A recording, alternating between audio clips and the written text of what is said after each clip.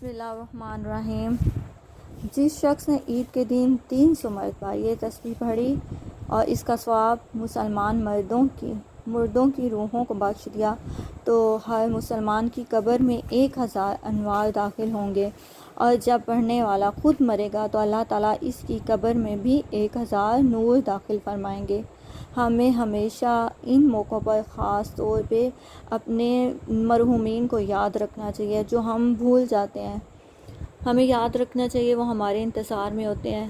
ہمیں ان کو ہمیشہ ان خاص موقعوں پر عام روٹین میں ثواب پہنچانا چاہیے، لیکن ان موقعوں پر خاص انہیں انتظار ہوتا ہے۔ ہمیں ان موقعوں پہ لازمی انہیں بھولنا نہیں چاہیے، ان کو یاد رکھنا چاہیے، اور ہم انشاءاللہ اس عید کے موقع پر بھی انشاءاللہ انہیں یاد رکھیں گے، اور اس طرح یاد رکھیں گے کہ عید کے دن ہم 300 مرتبہ پڑھیں گے سبحان اللہ و بحمدہ سبحان اللہ العظیم۔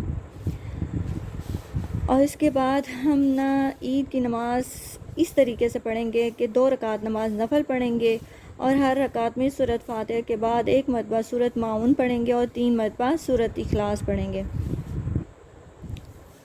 اگر ہم ایسا کریں گے تو اس کو صدقہ فطر کا ثواب حاصل ہوگا۔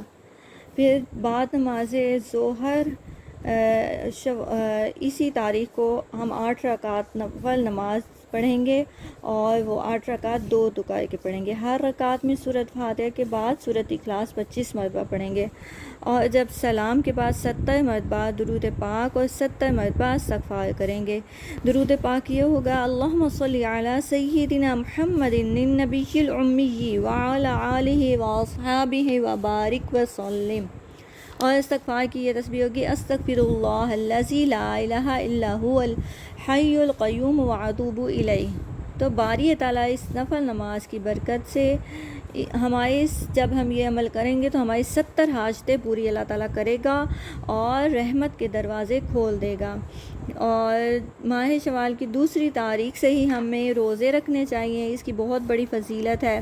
ان روزوں کا ثواب 1000 روزوں کے ثواب کے برابر ہے، اور شوال کے 6 روزے رکھنے والے کے نامہ اعمال میں بے شمار نیکیاں لکھی جاتی ہیں، اور اس پر دوزخ کی آگ حرام ہوتی ہے۔